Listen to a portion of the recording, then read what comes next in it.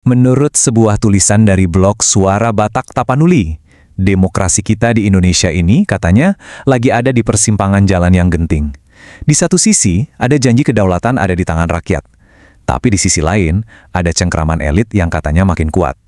Nah, dalam ulasan kali ini, kita akan coba bedah argumen mereka. Oke, jadi tulisan ini langsung menghadapkan kita pada dua wajah Indonesia yang sangat kontras. Di kiri, kita lihat cita-cita demokrasi Pancasila yang ideal. Tapi di kanan, ada sebuah realitas yang disebut suram, di mana sistem politik kita katanya sudah dibajak oleh oligarki. Nah, jurang yang lebar antara harapan dan kenyataan inilah yang jadi jantung permasalahannya. Lantas, apa sih sebenarnya akar masalah yang jadi sorotan di sini? Menurut analisis mereka, semua masalah ini ternyata mengerucut ke satu kata kunci. Nah, oligarki di sini artinya bukan sekedar orang kaya yang jadi pejabat ya. Istilah ini, menurut mereka, merujuk pada pengambil alihan negara secara sistemik. Partai politik bahkan disebut tak lebih dari sekedar mesin oligarki, yang tujuannya cuma satu, melayani kepentingan segelintir elit itu. Ini dia, kalimat kuncinya yang paling menohok. Rakyat memilih, tapi elit yang menang. Artinya apa? Artinya, pemilu bisa jadi cuma formalitas belaka, karena sistem yang ada diduga sudah diatur sedemikian rupa untuk menguntungkan dinasti politik dan para pebisnis besar, bukan rakyat kebanyakan. Oke, terus kalau sistem macam ini dibiarkan berjalan, apa dong akibatnya? Artikel ini ngasih peringatan keras tentang adanya ancaman yang bisa meruntuhkan pondasi demokrasi kita. Wah, dampaknya ternyata nggak main-main. Indeks demokrasi disebut merosot, korupsi merajalela, dan banyak kebijakan katanya lebih memihak elit. Puncaknya, ini bisa beresiko menciptakan kekuasaan absolut tanpa ada yang bisa mengontrol, atau yang disebut sebagai totalitarianisme terselubung. Dan ternyata ya, masalah politik ini bukan cuma urusan di atas sana. Efeknya langsung terasa ke kantong negara kita. Analisis ini bahkan menyebutnya sebagai bom waktu fiskal, sebuah krisis keuangan yang sangat nyata dan mendesak. Pertanyaannya, kenapa sih harus sekarang? Kenapa tahun 2026 disebut-sebut jadi titik yang begitu kritis?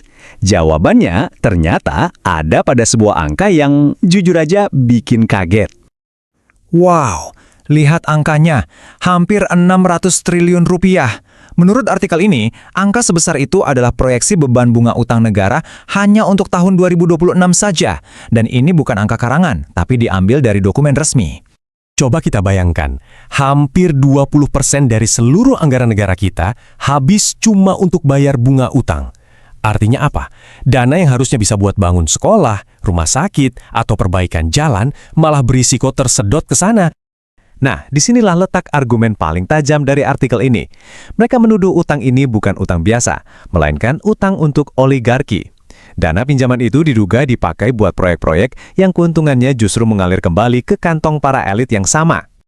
Oke, masalahnya sudah dijabarkan, konsekuensinya juga. Terus, solusinya apa dong? Nah, artikel ini nggak berhenti di masalah, tapi juga menawarkan sebuah solusi yang sangat spesifik dan struktural. Jadi solusinya adalah merombak total sistem parlemen kita. Dari yang sekarang digambarkan pincang, di mana DPR terlalu dominan, diubah menjadi sistem dua kamar yang kuat. Artinya, DPR dan DPD punya kekuatan yang setara untuk saling mengawasi satu sama lain, mirip seperti sistem di Amerika Serikat atau Australia. Tujuannya apa sih?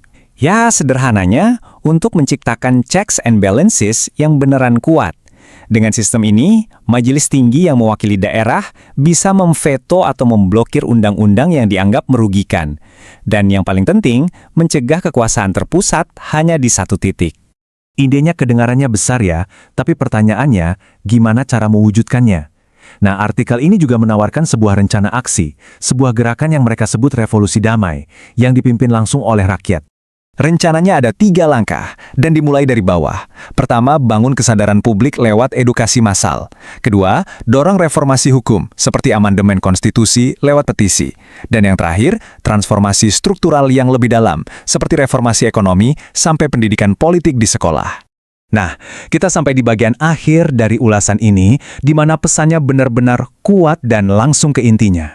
Pesan pamungkasnya singkat, padat, dan jelas sekali. Indonesia bukan milik elit, ini negara kita. Ini adalah sebuah seruan untuk merebut kembali negara dengan kesadaran penuh bahwa perubahan yang sejati itu harus dimulai dari rakyat itu sendiri.